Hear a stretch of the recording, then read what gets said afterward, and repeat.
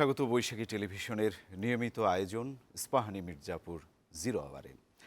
দর্শক, আমরা এই অনুষ্ঠানটি সমসাময়িক রাজনীতি, অর্থনীতি এবং আন্তর্জাতিক বিভিন্ন বিষয় নিয়ে আমরা আলোচনা করে থাকি। আমরা আজকে যখন আলোচনা করছি, আমরা এমনটি হতে পারত যে আজকে বছরের প্রথম দিন, অর্থাৎ প্রথম দিনটি অতিবাহিত করছি, কিন্তু আমরা এমন একটা সময় আজকে জিরো আওয়ার করছি যখন বিগত 2025-এর শেষটি হলো শোক দিয়ে, শুরুটিও হলো শোক দিয়ে। 3 দিনের রাষ্ট্রীয় শোক আমরা পালন করছি। শোকের প্রতি সর্বোচ্চ শ্রদ্ধা আমরা নিবেদন করছি। আমরা আজকে আলোচনা করব বেগম খালেদা জিয়া, তার স্মৃতি এবং তার স্মৃতিতে আমাদের আলোচনা নিয়েই আমরা দুজন অতিথিকে আমরা আজকে স্টুডিওতে উপস্থিত করেছি। আমি একটু পরিচয় করিয়ে দিই দর্শক। আমার বামে আছেন জনাব নুরুদ্দিন আহমেদ, বেগম জিয়ার ব্যক্তিগত সাবেক ফটোগ্রাফার। আপনাকে স্বাগত জানাচ্ছি। একই সাথে আমাদের মাঝে উপস্থিত আছেন ডক্টর মোহাম্মদ হাফিজ উদ্দিন ভূঁইয়া স্যার, অধ্যাপক সমাজ কল্যাণ ও গবেষণা ইনস্টিটিউট, ঢাকা বিশ্ববিদ্যালয়। আমরা আলোচনায় যাব, তার আগে বৈশাখী টেলিভিশনের প্রধান শিরোনামগুলো একটু দেখে আসি। জনসাধারণের জন্য উন্মুক্ত জিয়াউর রহমান ও খালেদা জিয়ার সমাধিস্থল, শ্রদ্ধা জানাচ্ছেন সর্বস্তরের মানুষ। এই আপসীর নেত্রীর প্রতি যে শ্রদ্ধা এদেশের মানুষ জানিয়েছে তা অবিস্মরণীয়। আল্লাহ শুকরিয়া যে আজকে আমরা জিয়ারত করতে পারলাম। স্বৈরাচারের বিরুদ্ধে আন্দোলন করেছেন তিনি, কখনো ফ্যাসিবাদের বিরুদ্ধে আন্দোলন করেছেন তিনি, কখনো আপোষ করেননি। চোখের জলে স্মরণ, মায়ের পথচলা এগিয়ে নেওয়ার প্রতিশ্রুতি তারেক রহমানের। খালেদা জিয়ার প্রতি জনগণের ভালোবাসা বিএনপিকে আরও শক্তিশালী করবে, মন্তব্য ফখরুলের। বিশ্ব নেতাদের রাজকীয় বিদায়ের তালিকায় সাবেক প্রধানমন্ত্রী খালেদা জিয়া। ভারত বাংলাদেশ সম্পর্ক জোরদারে তাঁর অবদান স্মরণীয়, নয়াদিল্লিতে শোক বার্তায় রাজনাথ সিং। নতুন শিক্ষাবর্ষের বই বিতরণ শুরু, উচ্ছ্বসিত শিক্ষার্থীরা। 15 দিনের মধ্যে সকল স্কুলে বই পৌঁছানোর লক্ষ্য জানালেন উপদেষ্টা। এবং ইংরেজি নতুন বছরকে স্বাগত জানাতে দেশ জুড়ে নানা আয়োজন। নতুন বছরে নির্বাচিত সরকার পাবে দেশবাসী, প্রত্যাশা বিশেষজ্ঞদের।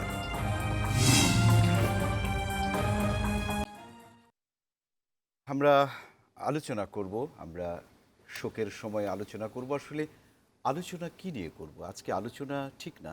আমরা একজন অতিথি আমাদের কাছে আছেন, আমরা তার পরিচয় আপনাকে দিয়েছি, নুরুদ্দিন আহমেদ, যাকে আমরা নুরু ভাই বলি। বেগম খালেদা জিয়ার ব্যক্তিগত ফটোগ্রাফার। আমি যতটুকু জানি যে সুদীর্ঘ 45 বছর তার সাথে আছেন। শুধু ফটোগ্রাফি নয়, একটা ফটোগ্রাফি যখন যিনি করেন তিনি তো তার সর্বাঙ্গীন ছায়ার মতো, সঙ্গীর মতোই থাকে।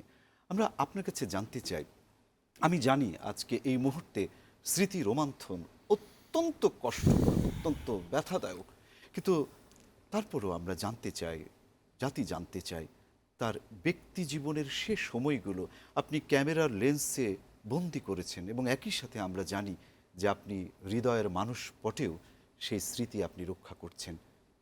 কেমন ছিল এই দীর্ঘ সময়টা, এই 45 বছর, একটু যদি বলতেন। প্রথমে আমি ধন্যবাদ জানাই বৈশাখীকে আমাকে এখানে ডাকার জন্য। আমার সাথে স্যার আছেন, হাফিজুদ্দিন স্যার এবং সুধীবিন্দু। বিসমিল্লাহির রহমানির রহিম। আমি বেগম খালেদা জিয়ার সাথে তার দীর্ঘ সময় কাজ করার সুযোগ আমি পেয়েছিলাম। বেগম খালেদা জিয়ার সাথে বিভিন্ন দেশে ট্যুর করেছি, দেশ এবং দেশের বাইরে। এই মহিমার চিন্তা করলে আপনি দেখবেন এই ভদ্রমহিলা দেশ এবং জাতির জন্য, গণতন্ত্রের জন্য, বাংলাদেশের জন্য তার জীবন শেষ করে দিয়ে গেলেন।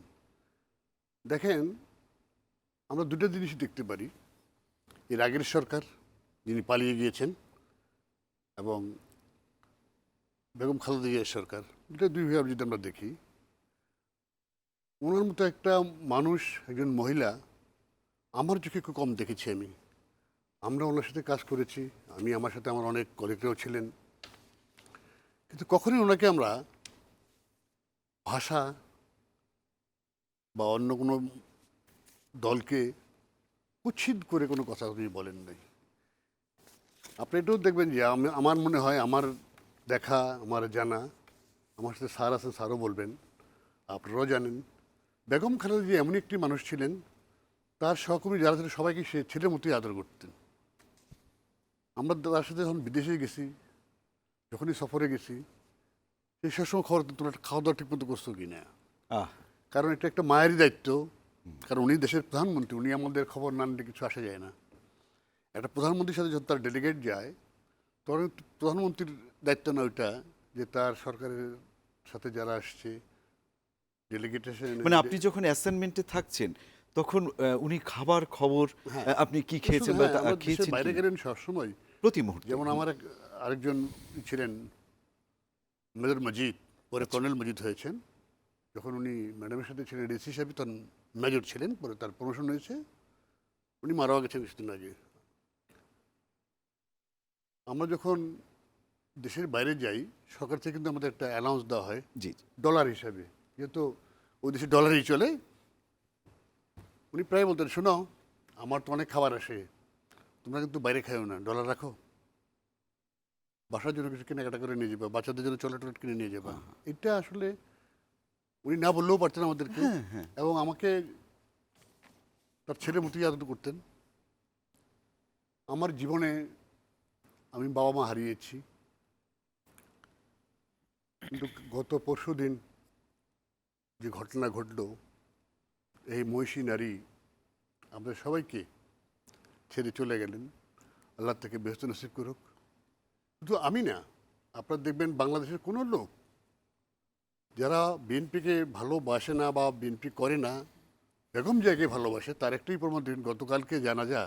এখানে তো সব তো বিএনপির না।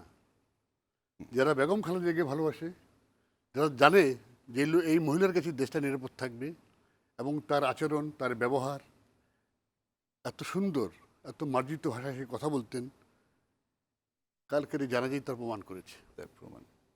আপনি দেখেন, যদি আমাকে একটু বলতে দেন যে আমি বলি, স্যার একটু খেয়াল করবেন যে যদি ওই সরকার থাকতো, যে সরকার পালিয়ে গিয়েছে, তাহলে মনে হয় এখানে তাকে জানাজা পড়তে দিতেন না, এবং তার কবর এখানে হতো না।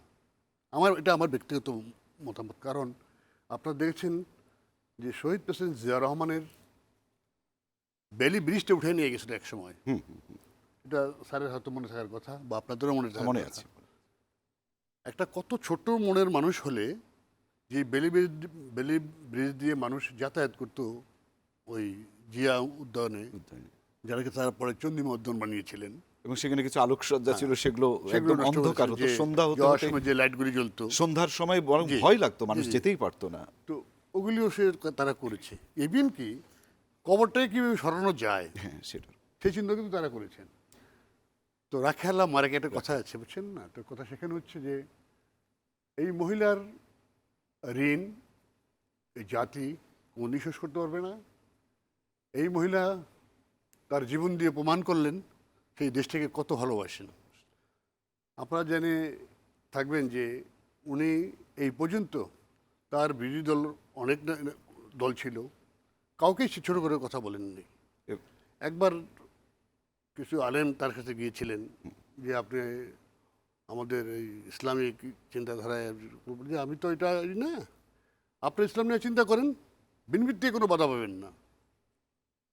এটা সে তারই পক্ষে সম্ভব হয়। এবং শুধু তাই নয়, তার আজকে যে অন্তিম যাত্রা, সেটাও বিশ্বে একটি দৃষ্টান্ত আপনি রাখলো। দেখেন আমি তাকে ছোট্ট একটা স্মৃতি আপনার কাছে জানতে চাই, যে সর্বশেষ যেটা বলছিলেন যে যেমন জিয়া উদ্যান অন্ধকার হলো, ঠিক বেগম জিয়াকে একটি অন্ধকার কারার মধ্যে রাখা হলো, শেষ সময়টা অত্যন্ত এই শেষ সময়ের আপনার ক্যামেরার মাধ্যমে বা স্মৃতিতে সর্বশেষ ছবিটি আপনি কখন তুলেছিলেন?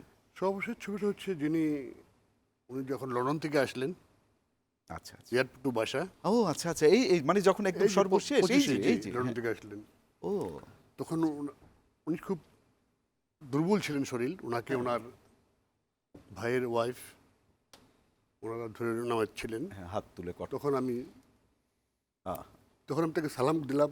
আহ উনি শুধু বলেন, নুরু কেমন আছো? আমি বললাম, ম্যাডাম আপনি ভালো থাকলে আমরা ভালো থাকতাম, আপনি তাড়াতাড়ি ভালো হয়ে যান। তো কালকের পরে আমার এই কথা আর কাউকেই বলতে পারবো না। কালকের পরে আর কোনো দুঃখ কষ্টের কথা বলার কেউ রইল আমি না। বুঝতে পারছি আপনি আপনি চোখের জল মুছুন, আপনি একটু শান্ত হন, বরং আপনি একটু ধৈর্য ধরুন আপনার আবেগটা। আমি বরং ঠিক এই সময় আমি ডক্টর মোহাম্মদ হাফিজ উদ্দিনের কাছে আসতে চাই। একটা প্রশ্ন, মানে গৃহবধূ থেকে সফল রাজনীতিবিদ, গৃহবধূ থেকে সফল রাজনীতিবিদ কি করে সম্ভব? কি এমন মিরাকল, কি এমন বিষয় উনি পেলেন যে আজকে দেশে তথা আন্তর্জাতিক পরিমণ্ডলে উনি একজন সমাদৃত রাজনীতিবিদ? মানে কি এমন বিষয় নিয়ে উনি কাজ করলেন? প্লিজ। ধন্যবাদ। যারা শুনছেন এবং দেখছেন সবাইকে আমি স্বাগত জানাচ্ছি।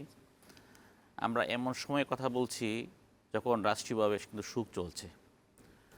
তো এই সুখ কিন্তু শুরু হয়েছে ওনার প্রয়াণের মধ্য দিয়ে, তারপরে ওনার জানাজা হলো, যা দেশসহ সারা বিশ্ব এটা প্রত্যক্ষ করলো, এবং একটা বিরল জানাজা যেখানে এত লোকের সমাবেশ হয়েছে, জানাজায় অংশ নিয়েছে, যা আসলে আমরা যা কল্পনা করেছি তার কল্পনারও বাইরে।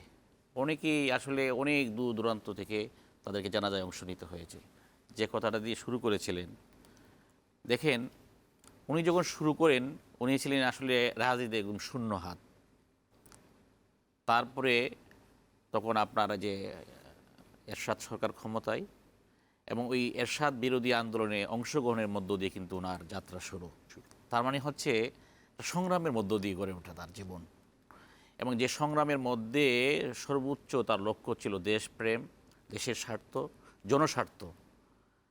সবসময় কিন্তু ওই যে বলা হয় আসলে ব্যক্তি চেয়ে দল, দলের চেয়ে দেশ। যে দেশকে প্রাধান্য দিবে সত্যিকার অর্থে সর্বশেষে উনি টিকে থাকবেন।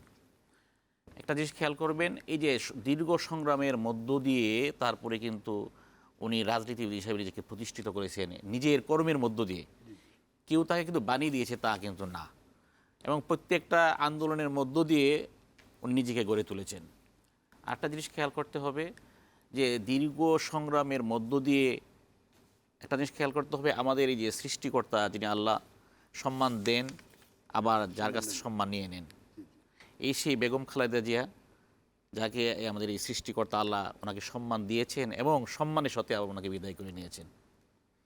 এবং এই প্রক্রিয়ার মধ্য দিয়ে আমরা অনেক রাষ্ট্রীয় হস্তক্ষেপ, দলীয় হস্তক্ষেপ এবং বিভিন্ন যে মেশিনারি যে হস্তক্ষেপের মধ্য দিয়ে তাকে অপমান অবদস্ত করার একটা অপচেষ্টা আমরা দেখেছি।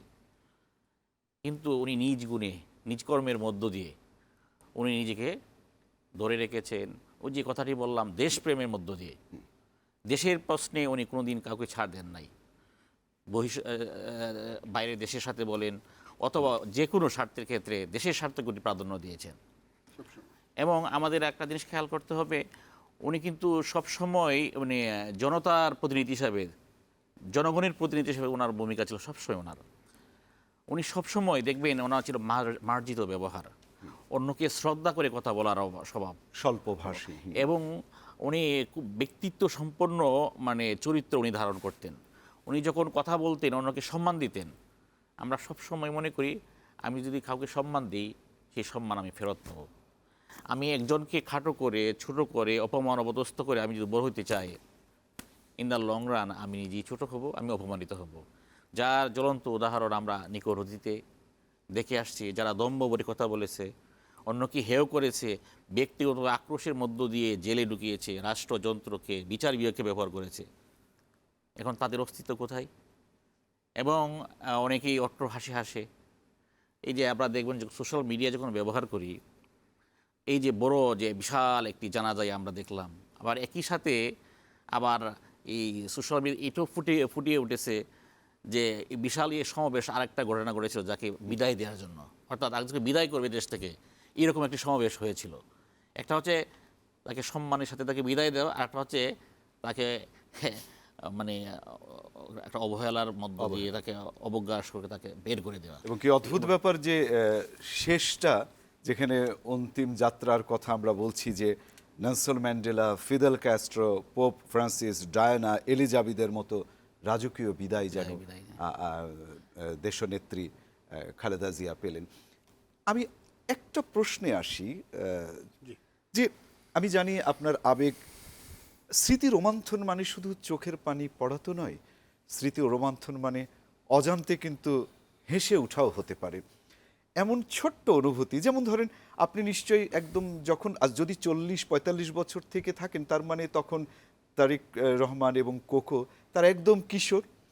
তাদের সাথে আপনার ব্যক্তি সম্পর্ক বা পারিবারিক ওই সময়ে কেমন ছিল? কোনো মজার কোনো স্মৃতি যদি একটু বলতেন। ওদেরকে আমি অনেক আগের থেকেই চিনি। জি জি জি। আমি তারেক সাহেবকেও দেখেছি, কোকো সাহেবকেও দেখেছি, দেখার সৌভাগ্য আমার হয়েছে, কথা বলার সৌভাগ্য হয়েছে, একসাথে বসে আড্ডা মারার সময় আমার হয়েছে। জি জি জি।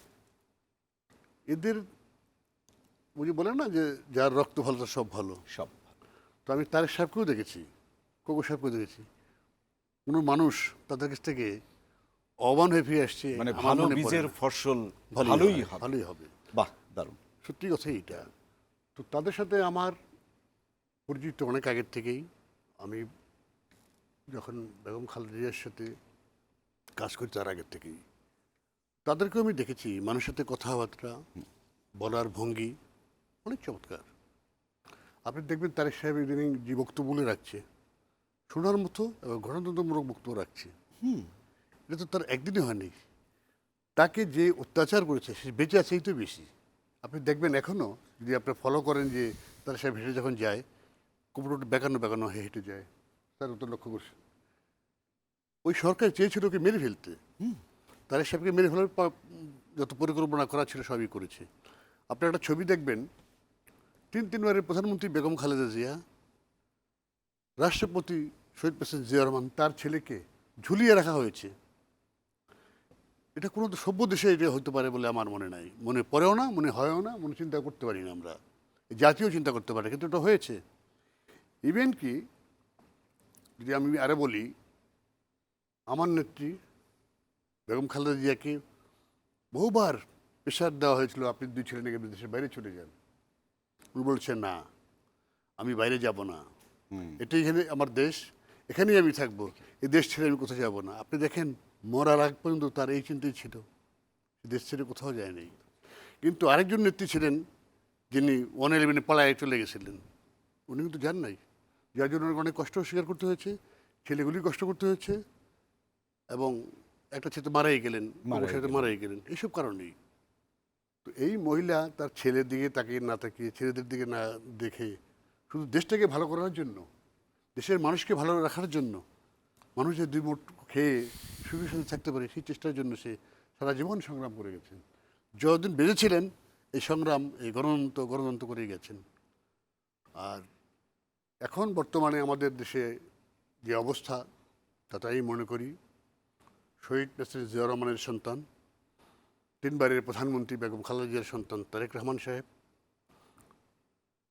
উনি মা হারিয়েছেন, বাবা হারিয়েছেন, ভাই হারিয়েছেন। আমি মনে করি তারেক সাহেবের এই বাংলাদেশের জনগণ, তার ভাই বোন, তার কষ্ট তো বেশি আছে। মা চলে গেছে, ভাই চলে গেছে, তার কষ্টের সাথে তো কিন্তু আমরা আজকে যে আপনি কষ্টের কথা বললেন, মা চলে গেছে, ভাই চলে গেছে, বাবা নেই, আজকে কিন্তু একটা তার ভেরিফাইড পেজে সে বলেছেন যে আমি আজকে অগণিত নেতাকর্মী, শুভাকাঙ্ক্ষী, পরিবার এবং দেশবাসীর ভালোবাসার শ্রদ্ধায়, এবং সে বলছে যে আমার আজকে যেন শোকটা আমার সয়ে যাচ্ছে, আমি শূন্যতা আমি উপভোগ করতে পারছি না আজ। সে তার মানে আমরা কি মনে করতে পারি যে এই যে জনসাধারণ সকল শ্রেণী পেশা, রাজনৈতিক বিভিন্ন দল মত নির্বিশেষে এই যে একত্রিত হলো, তার মানে বেগম খালেদা জিয়াউর রহমানের রাজনৈতিক চিন্তা চেতনার প্রভাব এবং আগামী দিনে এগিয়ে যাওয়ার তারেক রহমান কি একই পথে যেতে পারবে? নিশ্চয়ই এমন একটি ধারণা আপনি করছেন, যদি আপনি বলতেন কি মনে করছেন। আমাদের মনে রাখতে হবে জি, তারেক রহমান কিন্তু একজন সৌভাগ্যবান ব্যক্তি। কেন? তার সামনে আছে তার বাবার আদর্শ, মায়ের আদর্শ, বাবার শাসন, মায়ের শাসন, যা তাকে কিন্তু সামনে চলার ক্ষেত্রে সবসময় অনুপ্রেরণা দিবে। এবং এই বাংলাদেশের স্বাধীনতার পরবর্তী যে ইতিহাসের যাদের নাম স্বর্ণাক্ষরে লেখা থাকবে ভালো মানুষ হিসাবে, ভালো শাসক হিসাবে, 2 জনের নাম ইতিবাচকভাবে লেখা আছে এবং থাকবে ভবিষ্যতে। এই দুই ব্যক্তির অনুপ্রেরণা হচ্ছে তারেক রহমানের রাজনীতি। আমি যে কথাটা দিয়ে বলতে চাচ্ছিলাম সেটা হচ্ছে, তো আপনি যে কথাটা বললেন যে তারেক রহমান কিন্তু সব সময় গাইডেড হবে তার মাকে দিয়ে, তার বাবাকে দিয়ে। যে বাবার কথা বললে এখন যারা যে প্রজন্ম তারা জানে না, কিন্তু ইতিহাস থেকে তারা জানে একজন সৎ শাসক ছিলেন, নেতা ছিলেন এবং দেশের জন্য, দেশপ্রেমের জন্য উনি বিখ্যাত ছিলেন। সেই দেশপ্রেম কিন্তু তাদের মধ্যে আছে। খালেদা জিয়া সবসময় আকর্ষণ মনোভাব, দেশের স্বার্থে, আকর্ষণ মানে গোয়ার্তিমি না, না, না, না। দেশের স্বার্থে, দেশকে বিকিয়ে না দেওয়ার বিষয়ে, অর্থাৎ দেশকে কারো কাছে বিকিয়ে দিয়ে দিবে এই বিষয়ে সে আকর্ষণ। স্বৈরাচার দেশে শাসন করবে এই বিষয়ে ছিলেন সে আকর্ষণ।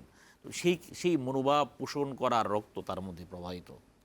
আমার কাছে আপনি যে কথাটি দিয়ে শুরু করছিলেন, আমার মনে হয় উনি সেই ট্রেকই শুরু করবেন। কারণ জিয়াউর রহমানের শেষ বেগম খালেদা জিয়ার শুরু ছিল, ঠিক একইভাবে বেগম খালেদা জিয়ার শেষ এবং তার উপর ভিত্তি করে দাঁড়িয়ে আছে আমাদের কিন্তু তারেক রহমান। এবং আমরা সেটাও লক্ষ্য করলাম যে তার রাজস্বিক যে প্রত্যাবর্তন সেটাও দৃষ্টান্ত হয়ে থাকলো 300 ফিটে আমরা যেটা মনে আমি করি যে- এখানে একটা টক শোতে বলেছিলাম জি। যে উনি কখন আসবেন।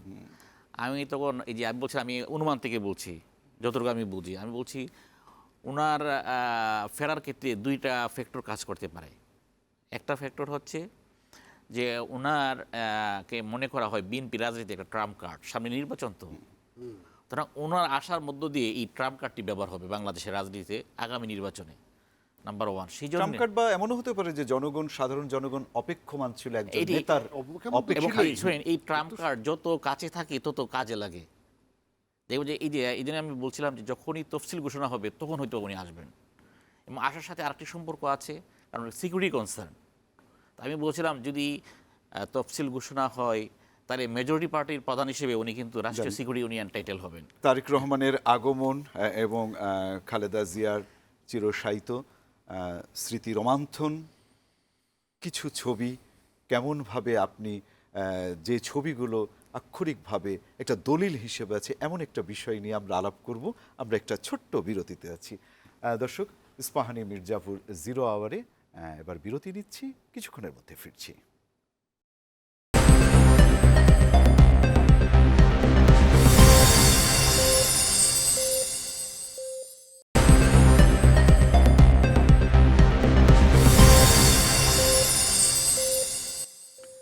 আবারও স্বাগত ইস্পাহানী মির্জাপুর জিরো আওয়ারে। আমি যেটা বলছিলাম যে শোককে যেমন শক্তিতে রূপান্তরিত হয় তেমন শোকের সাথে স্মৃতি। আমি আপনার কাছে একটা কোশ্চিন, যে এই দীর্ঘ সময়ের শিক্ষকতা এবং গবেষণা, আপনার সঙ্গে খালেদা জিয়ার তেমন কোনো স্মৃতি বা এরকম কোনো কিছু আছে কি? যেহেতু আমরা স্মৃতি নিয়েই আজকে আলাপ করছি এই শোকের মুহূর্তে, যদি বলতেন।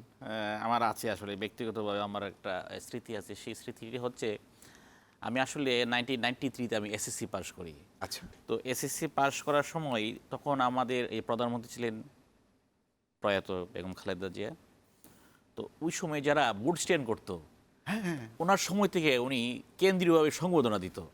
4 বুট থেকে যারা সম্মিলিত মেধা তালিকা। মেধা তালিকায় আমি ওই তৎকালীন গ্রেটার কুমিল্লা বোর্ডে আমি তখন মেধা তালিকায় আমি সেকেন্ড। তো সেই হিসাবে আমি আমন্ত্রিত ছিলাম ওই সংবর্ধিত হওয়ার জন্য।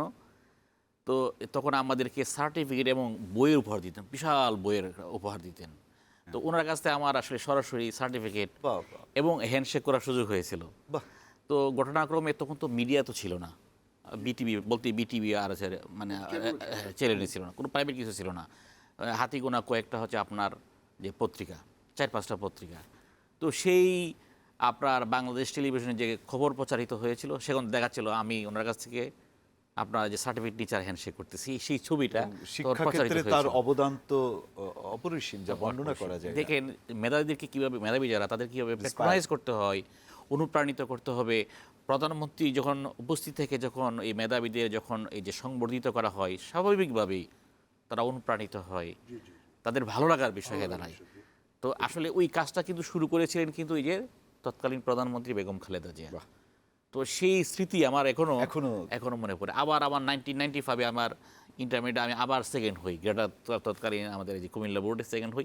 একই ঘটনা, একই একই ঘটনা। ঘটনা। তার মানে আপনি দুইবার দুইবার ওনার কাছ থেকে আমার এই যে পুরস্কার নেওয়ার সুযোগ হয়েছে, এবং সেখান থেকে সামনে এগিয়ে যাওয়ার এগিয়ে যাওয়া। এবং উনি কিন্তু প্রত্যেকে নিজের হাতে পুরস্কার দিয়েছেন। ওই যে চায়ের একটি বোর্ডে দেশের প্রধানমন্ত্রীর কাছে এরকম পাওয়া তো এবং এই অল্প বয়সে, আমি সত্যি। একটা অল্প বয়সী একটা ছেলে, সেই সেই সময়ে। ছেলে আমি ওই যে মাননীয় প্রধানমন্ত্রী আমাকে পুরস্কৃত করছেন, এটা একটা গুরুত্বপূর্ণ ঘটনা।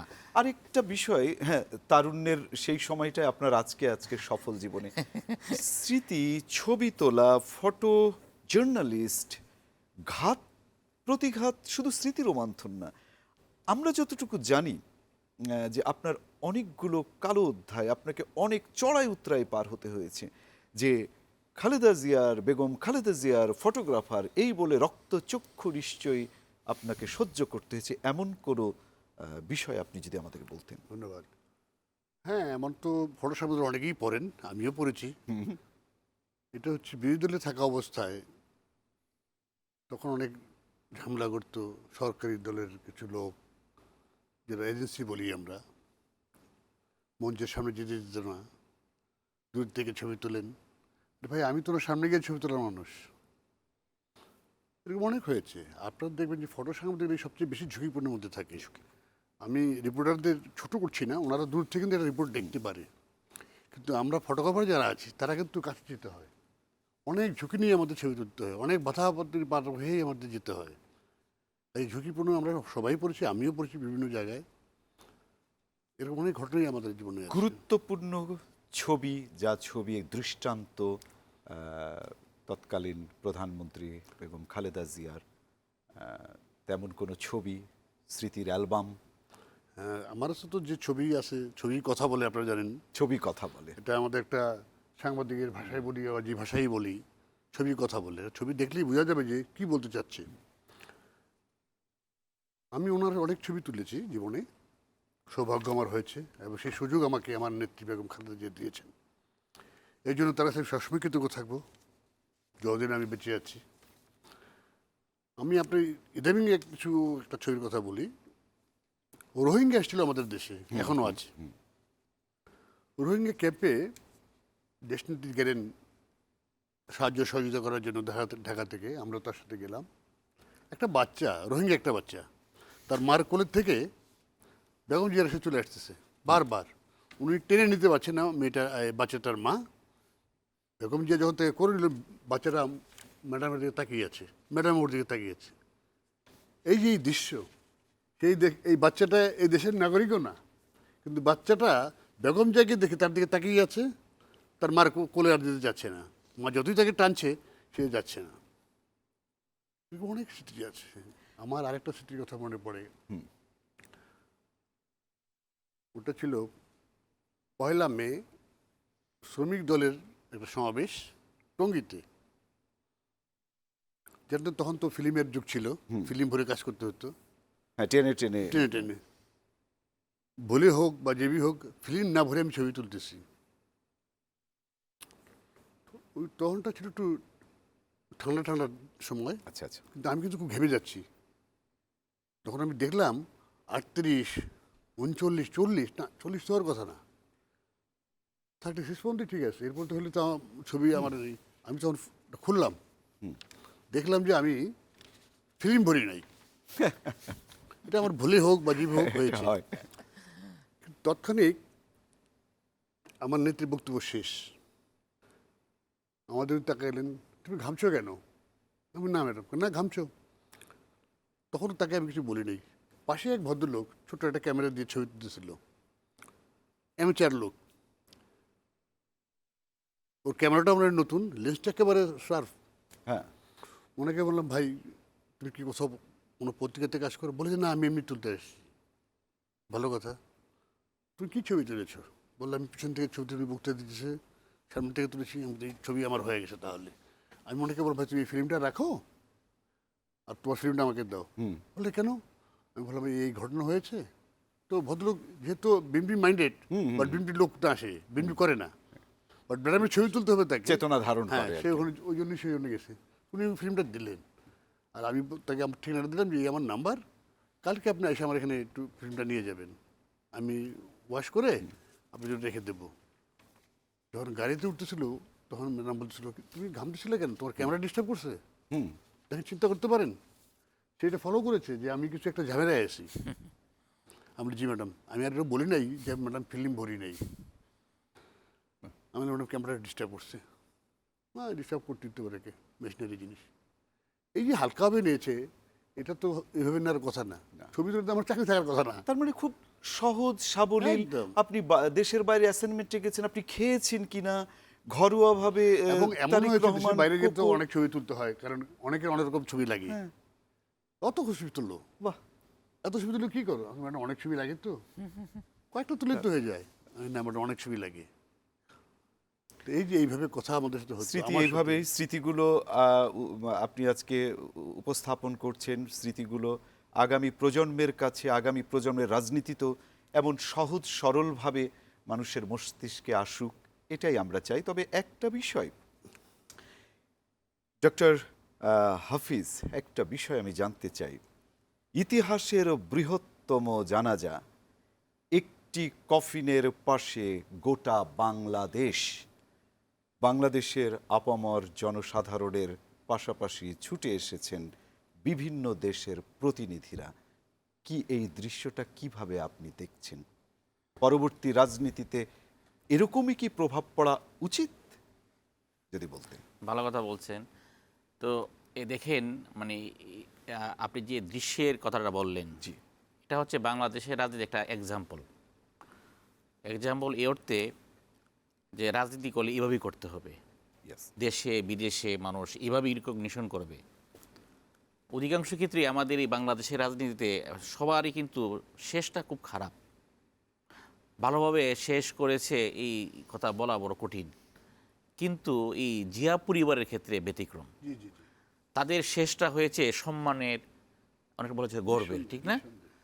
দেখেন, যে এত বৃহৎ জানাজা আমাদের বাংলাদেশের ইতিহাসে বিরল, এবং বলা হয়ে থাকে এই ঘটনা যদি ব্রেক করতে হয় আবার একই রকম পরিবার লাগবে।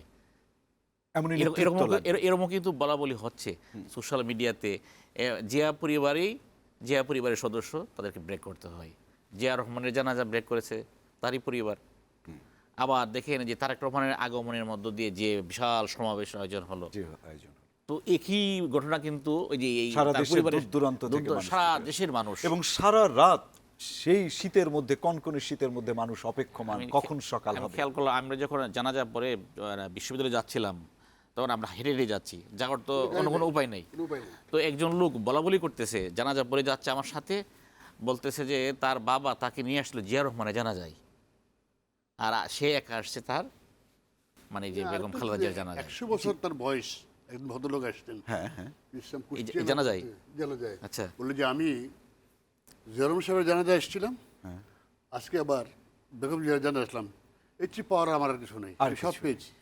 আমার পাশেই ছিল ভদ্রলোক, দুজনে, ওনার এক ছেলে আর ওই এলাকার এক মাস্টার সাহেব ওনাকে ধরে ধরে নিয়ে আসতেছিল। তো এই যে কথাগুলি, তারও স্মৃতিতে 100 বছরের মধ্যে তার এই দুটো স্মৃতি সেরা ঘটনা। সবচাইতে উজ্জ্বল, সেরা সেরা ঘটনা। ঘটনা। তো যাই হোক, এমনই আরো কিছু স্মৃতি নিয়ে আমরা আলাপ করব। আমি আবারও বিরতিতে আছি। দর্শক, ইস্পাহানী মির্জাপুর 0 আওয়ারে আবারও বিরতি, ফিরছি একটু পরে।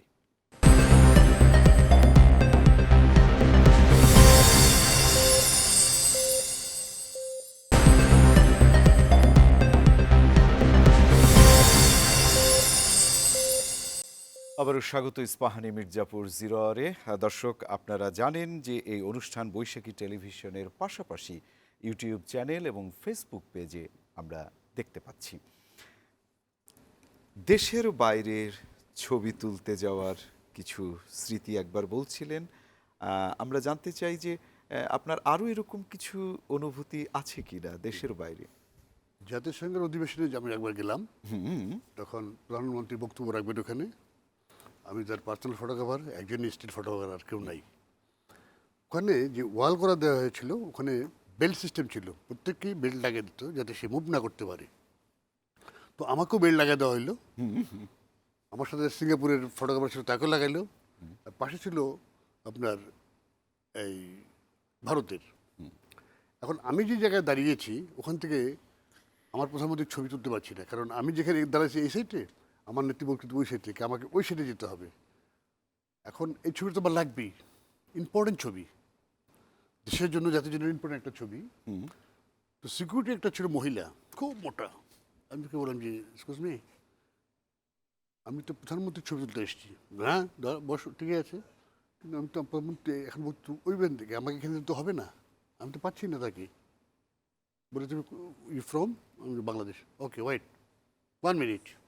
উনি ভিতর থেকে গিয়ে চাবি নিয়ে আসলো, তাই না, আমাকে খুলে টেনে নিয়ে ওখানে দিয়ে দিল, মানে ডককে যেভাবে নিয়ে যায় সেভাবে নিয়ে আবার ওখানেও আবার লক করে দিল। আমি আরামসে ছবি তুললাম। এই যে জিনিসগুলি খুবই কঠিন সময় পার হয়ে করতেছে, যদি ওই ভদ্রগুলি আমাকে হেল্প না করতো তাহলে হয়তো আমার ছবিটা হতো না, কারণ ছবি হয়তো স্পষ্ট হতো না, অনেক দূরত্ব ছিল। কারণ ওখানে যাওয়াতে আমি কাছে পেয়েছি এবং ফুল ফ্রেমটা পেয়েছি। আজকে শোকের মধ্যে কি অদ্ভুত যে আমরা আজকে দেখতে দেখতে মাত্র 3টা দিন যাচ্ছে আজকে, তাতে আজকে শোক। একটি দেশের সফল রাজনীতিবিদ নাই, শূন্য। আজ আমরা স্মৃতি রোমান্থন করছি, যার সাথে আপনি সক্রিয় জড়িত স্মৃতিতে। আপনারও দুটো সফলতার ভাবে আপনি জড়িয়ে আছেন। আগামী দিনের শিক্ষা জীবনে, কর্মক্ষেত্রে আজকে সফল আপনি, সেই অনুপ্রেরণা থেকে। তার মানে মায়ের পথ চলা এবং এই যে এগিয়ে যাওয়ার যে প্রতিশ্রুতি তারেক রহমানের এবং জনগণের ভালোবাসা বিএনপিকে শক্তিশালী করবে। এবং আগামী নির্বাচনকে কিভাবে দেখছেন? আমি স্মৃতি থেকেই যদি নির্বাচনে যাই, কারণ এই বহমান স্মৃতি তো আগামীর ভবিষ্যৎ, আগামী স্মৃতি তো আগামী আলো প্রদান করবে, রাজনৈতিক উত্তরাধিকার। তাহলে কি মনে করছেন যে আগামী নির্বাচনে বিএনপি কেমন অবস্থানে যেতে পারে? প্রথমত ওনার সামনে ওনার বাবার রাজনৈতিক জীবনে কিছু ভুল ত্রুটি আছে, সেটা আবার একইভাবে ওনার মায়ের জীবনে কিন্তু সবই যে সকল ক্ষেত্রে যে সফল তা কিন্তু না, তারও কিন্তু কিছু সীমাবদ্ধতা ছিল। আমি কথাটা উল্লেখ করলাম এই কারণে, যত আমি সীমাবদ্ধতা আমি জানবো তত কিন্তু সামনে এগিয়ে যাওয়ার ক্ষেত্রে আমার সুবিধা হয়। তার ক্ষেত্রে অনুপ্রেরণা হচ্ছে তাদের ভালো দিকগুলা, একই সাথে তার যে বিভিন্ন যে সীমাবদ্ধতাগুলা যা তার চোখে পড়েছে, তার জীবনে দেখেছে, সেইগুলাকে নিয়ে যখন সে এগিয়ে যাবে রাজনীতিতে, আমার ধারণা যদি এটা সে ধারণ করে, একটা হচ্ছে এখন পর্যন্ত আমরা যা দেখছি সেটা ধারণ করে, এবং রক্ত মানেই হচ্ছে তার উত্তরাধিকার, এবং এই জিয়াউর রহমান উত্তরাধিকার, একইভাবে খালেদা জিয়ার উত্তরাধিকার, সেই দুই উত্তরাধিকার সংমিশ্রণে কিন্তু ব্যক্তিত্ব গড়ে উঠেছে তারেক রহমানের। তো এই ব্যক্তিত্বই বলে দেয় সামনে তার পদচলা অনেক সমৃদ্ধ হওয়ার কথা। তো এইটাকে যদি আমি আরও লিড করি নির্বাচনের দিকে, তাইলে এটাই মানে প্রেডিকশন আমরা করতে পারি যে নির্বাচনে তার ভালো করার সম্ভাবনা অনেক উজ্জ্বল। কারণ ইতিমধ্যেই কিন্তু একটা সার্বজনীনতা পেয়েছে। সবসময় মনে রাখতে হবে, যে কোনো একটি ঘটনা একটা দেশের অনেক কিছুকে পোলারাইজড করে দেয়। এই যে মায়ের মৃত্যু, একই সাথে এই যে তার দেশে ফেরা, দুটি ঘটনা কিন্তু, এবং এই দুটি ঘটনা ঘটেছে নির্বাচনকে সামনে রেখে, এবং এই দুইটার সামনে রেখে এই দুটি ঘটনা কিন্তু বিএনপির প্রতি একটা পোলারাইজড একটা পলিটিক্স তৈরি হয়েছে বলে আমার মনে করছি। এবং এই রাজনীতিটাই আমার কাছে মনে হয়েছে তাকে ওই যে এই রাজনীতির সফলতার ক্ষেত্রে গুরুত্বপূর্ণ ভূমিকা রাখছে এবং সামনে রাখবে, এটা আমার বিশ্বাস।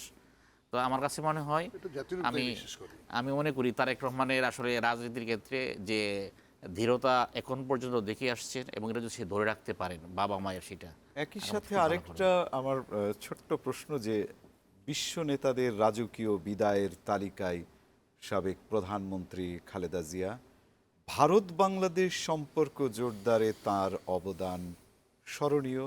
নয়াদিল্লিতে শোক বার্তায় রাজনাথ সিং, কিভাবে দেখছেন? অবশ্যই এটা পজিটিভ। ওই যে বললাম, এই তার প্রয়াণ আমার কাছে মনে হয়েছে ওই যে রাজনীতি থেকে ইতিবাচক একটা টার্নিং পয়েন্ট হিসাবে বিবেচিত হচ্ছে। যখন জীবিত থাকে তখন কিন্তু আমরা রিয়েলাইজ করি না, যখনই কারো যখন অনুপস্থিতি দেখা দিই তখনই কিন্তু আমরা তাকে খুব বেশি আমরা অনুভব করি। অর্থাৎ এই যে বেঁচে থাকা খালেদা জিয়া যেমন, এবং এই খালেদা জিয়া নেই, এই অবস্থানটি বেঁচে থাকার চেয়ে গুরুত্বপূর্ণ এবং শক্তিশালী আমার কাছে মনে হয়েছে। এই যে আমরা বললাম ভারত বাংলাদেশের যে সম্পর্ক, এর আগেও আমরা যে সম্পর্কটা দেখেছি এবং তার অনুপস্থিতির মধ্য দিয়ে এই সম্পর্কটা আমরা একটা ইতিবাচক দিকে মোড় নেওয়ার দিকে আমরা দেখছি। তো আমার কাছে মনে হয় যে আগামীর সামনের যে রাজনীতি, ভারত বাংলাদেশের যে সম্পর্ক, আমার কাছে মনে হয় আগে যেমন ব্যক্তি দল নির্ভর, এর পরিবর্তে হবে দেশের সাথে দেশের নির্ভরতা, দেশের জনগণের সাথে আরেক দেশের জনগণের সম্পর্ক তৈরি হবে। এটিই হওয়া উচিত, এটি আদর্শিক সম্পর্ক। আমরা এর আগে আমরা এর ব্যত্যয় দেখেছি, যেটা কোনোভাবেই ভারতের জনগণেরা মেনে নেয় নাই, কিন্তু বাংলাদেশের জনগণ মেনে নেয় নাই। বাংলাদেশের জনগণের প্রত্যাশা, ইভেন ভারতের জনগণের প্রত্যাশা, ভারতের জনগণের যে চাহিদা, বাংলাদেশের জনগণের চাহিদা, এই চাহিদার সমন্বয়ে গড়ে উঠবে এই দুটি দেশের সম্পর্ক, কোনো ব্যক্তি দলের মধ্যে নয়। এই হচ্ছে আমার আসলে প্রত্যাশার জায়গাটি। দারুণ, আমার দারুণ মনে হয় এই বলেছেন। ঘটনাগুলা এদিকে দাবিত করবে। মানে স্মৃতি কথা বলে, স্মৃতি উজ্জ্বল, স্মৃতি নিয়ে আগামীর পথ চলা। যদি সেই স্মৃতি হয় বিশ্বে সমাদৃত, যে মানুষটির সাথে আপনি ছিলেন, তিনবারের প্রধানমন্ত্রী, সর্বশেষ জেলখানার এই দিনগুলির সময়ে অসুস্থতা অবস্থায় আপনি সেই সময়ে কাছে যাওয়ার সুযোগ বা দেখার সুযোগ বা কোনো স্মৃতি যদি আপনি রোমন্থন করতেন। জেলখানায় যাওয়ার পরে আমাদের সাথে যোগাযোগ করার আর সুযোগ যোগাযোগ। হয়নি, কারণ তখনকার যে স্বৈর সরকার ছিল, এই স্বৈরাচারী সরকার কাউকে অ্যালাউ করতো না, শুধু ফ্যামিলি মেম্বার ছাড়া। ওখানে ওনার ভাইয়ের বধূ, তারপরে ভাইস্তা, তার কদিন যেত বোন, অন্য কাউকে অ্যালাউ করতো না। কিন্তু আমি যতটুকু জেনেছি, ওনাকে এমন একটা জায়গায় রাখা হয়েছিল যেখানে একটিমাত্র ওয়াশরুম, সেখানে ওনার সাথে যে মেয়েটা ছিল ফাতেমা, হ্যাঁ, উনিও সেটা ইউজ করতেন, এবং যেসব মহিলারা ওনার ডিউটি ছিল কর্মরত, তারা? জেল আমরা কি পুলিশ বলি, জেল পুলিশ বলি, ওনারাও ওইটা ইউজ করতেন। মানে সাধারণ আসামি যেভাবেই যে করে ঠিক না, সাধারণ আসামির চেয়েও খারাপ, আরো খারাপ। কারণ এবং অনেক কথাই আছে, স্লো পয়জনিং বা আদার্স, হ্যাঁ, এটা তো করেছে, এটা নিঃসন্দেহে। কারণ বেগম জিয়া এত তাতে ভেঙে পড়ার মানুষ না, না না, সে জীবনে অনেক কিছু দেখেছে, স্বামী হারানোর পর থেকে সে অনেক কিছু দেখেছে। এবং যার সাক্ষী আপনি অনেক সময় ছেলেটাকে মেরে ফেলার চিন্তা করেছিল, সেটাও সে দেখেছে চোখের সামনে। তো ওনাকে যেভাবে রাখা হয়েছে, এটা একেবারেই জঘন্য একটি কাজ করেছে। এবং আপনারা জানবেন যে গত পরশুদিন বা কালকে, না পরশুদিন সম্ভবত, একজন উপদেষ্টা বলেছে যে বেগম জিয়াকে মেরে ফেলা হয়েছে, মেরেছে কে? শেখ হাসিনা। এটা আমার কথা না, না, একজন উপদেষ্টা বলেছেন। আপনি দেখেন, এই যে বেগম জিয়াকে বারবার বলা হয়েছিল যে তাকে আমরা বাইরে পাঠাবো চিকিৎসার জন্য, দেয়নি। কেন দেয়নি?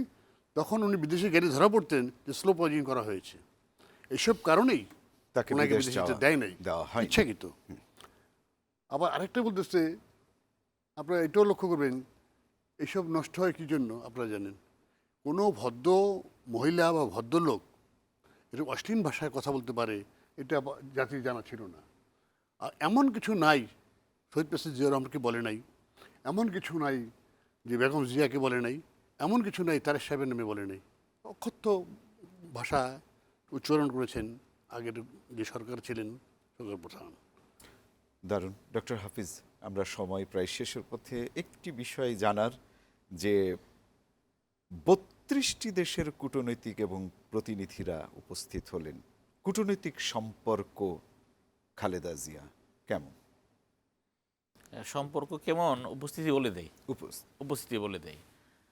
তো আন্তর্জাতিক যে গণমাধ্যমেও তো গণমাধ্যমের এই সংবাদ প্রচার, আর একটা হচ্ছে আন্তর্জাতিক যে আমাদের যে বিশ্বের বন্ধুরাষ্ট্র সমাজ আছে, তাদের এর প্রতি যে সহানুভূতি প্রদর্শন, সমমর্মিতা প্রদর্শন, তার একটি প্রমাণ। আবার যে বিশ্ব কূটনীতিকদের যে আপনার উপস্থিতির কথা বললেন, এই আবহ এটাই বলে দেয় যে বেগম খালেদা জিয়া যে যখন প্রধানমন্ত্রী ছিলেন, তাহলে বহির্বিশ্বের সাথে তার সম্পর্কটা কোন মাত্রায় ছিল, এবং ভালো ছিল বলেই তার রিফ্লেকশন আমরা তার প্রয়াণে আমরা খুঁজে পেয়েছি। তো আমি আরেকটা কথা শেষ করতে চাই, শেষ সময় যদি, হ্যাঁ, 21শে নভেম্বর দেখেন, সর্বশেষ ওনার যে জনসম্মুখে আসা কিন্তু 21শে নভেম্বরে যে ক্যান্টনমেন্টে, হ্যাঁ, এবং ওই সময় তার কিন্তু একটা উজ্জ্বল স্মৃতি, সবার সাথে হাসি এবং শেষ দৃশ্য যেন আমরা দেখেছি। এটাই আপনি আমাদের কিছু বলতে চাচ্ছিলেন বলে আমরা যদি শেষ করে দিই একদম। আমি প্রেস ক্লাবের একটা কথা বলবো। জি জি, প্রেস ক্লাবের, হ্যাঁ, কি জানেন? সনটা আমার এই মুহূর্তে মনে নাই। আচ্ছা আচ্ছা, আমাদের প্রেস ক্লাবের সাংবাদিক ইউনিয়নের একটা অনুষ্ঠান ছিল। তো অনুষ্ঠান শেষ করে উনি ভিতরে গেলেন, সবাই খুশি, বেগম জিয়া আসছেন, তখন সে বিরোধী দলে গিয়ে বলে, নাই এখানে নাকি ভালো পুরি পাওয়া যায়, এখানে পুরি নাকি খুব নামি দামি পুরি। পুরি, আচ্ছা হ্যাঁ। আচ্ছা আচ্ছা। তো ওই টাইমটায় ওনার যে মনে আছে, কার কাছে শুনেছে যে প্রেস ক্লাবের এখানে ভালো পুরি পাওয়া যায়। হ্যাঁ, পুরি আর চা খাবে। আমাদের প্রেস ক্লাবের কর্মচারীরা এত খুশি হয়েছে যে বড় মতো। আজও তারা, যেমন গতকালকে আমাকে ধরে অনেকেই কান্নাকাটি করতেছে, স্যার আর তো আসবেও না, পুরিও খাবে না। এই যে কষ্টটা ওদের, ওরা খুব চতুর্থ শ্রেণীর কর্মচারী, বাট তাদের যে মনের যে ফিলিংস, বুঝতে পারছি বলা খুব আপনার কঠিন। অনুভূতি। স্মৃতিগুলো এমনই বোধহয়, স্মৃতিগুলো এমনই হওয়া উচিত, তবে উনি স্মৃতিগুলো অনেক দৃষ্টান্ত হওয়া উচিত। এবং আমি একই সাথে আপনাদের দুজনকে ধন্যবাদ জানাচ্ছি আপনাকে আজকের এই অনুষ্ঠানে। আসলে শোকের দিনে এই অনুষ্ঠান শব্দটা বলা ঠিক না, আমরা স্মৃতি রোমান্থন, কিন্তু অনেক কথা দর্শকদের বলাও যায় না, বলাও আসে যায় না, না, কষ্ট কিছু হয়। অজান্তে স্মৃতি থেকে যায় যা গুমড়ে কাঁদে। যেটা আপনি বলছিলেন যে গত 2-3টা দিন আপনি সারা রাত বসে আছেন, এবং আপনি নিজেও এমন স্মৃতির কথা বলছিলেন যে আগামী দিনের ছাত্রছাত্রীদেরকে এইভাবে আলোকিত করা হোক, উৎসাহ দেওয়া হোক। সব মিলিয়ে দর্শক, আমরা চাই এমন একটি বাংলাদেশ, যে এমন একটি রাজনীতি যার শেষটি পরিসমাপ্তি হবে বিশ্বে সমাদৃত। আমরা এমনই চাই রাজনীতির ক্ষেত্রে, আগামীর ভবিষ্যতের ক্ষেত্রে বাংলাদেশ এমনই স্মৃতি নিয়ে বাঁচুক, এমনই স্মৃতি নিয়ে অনন্তকাল এই দেশটি আরও আলোকোজ্জ্বল হোক। আমরা চাই এই স্মৃতিগুলো আলো বয়ে এনে রাজনীতির ক্ষেত্রে, অর্থনীতির ক্ষেত্রে এবং আগামীর প্রত্যেকটা ক্ষেত্রে যেন এমনই হয়, বিশ্বে সমাদৃত হয়। এমনই একটি সুন্দর বাংলাদেশের কল্পনা করেই এবং আশা করে, এবং আগামী নির্বাচনের পরে যেন এই দেশটি আরও বেশি আলোয় আলোয় ভরে ওঠে, এমনই একটি অপেক্ষায় রইলাম আমরা। এবং আমরা বিশ্বাস করি এই অপেক্ষার সমাপ্তি হবে এবং তা বাস্তবে রূপ নেবে। এই প্রত্যাশা নিয়ে ইস্পাহানি মির্জাপুর 0R এখানেই সমাপ্তি করছি। আগামী দিন ঠিক একই সময়ে দেখা হবে। সে নাগাদ সবাই ভালো থাকুন, সুস্থ থাকুন, সুন্দর থাকুন।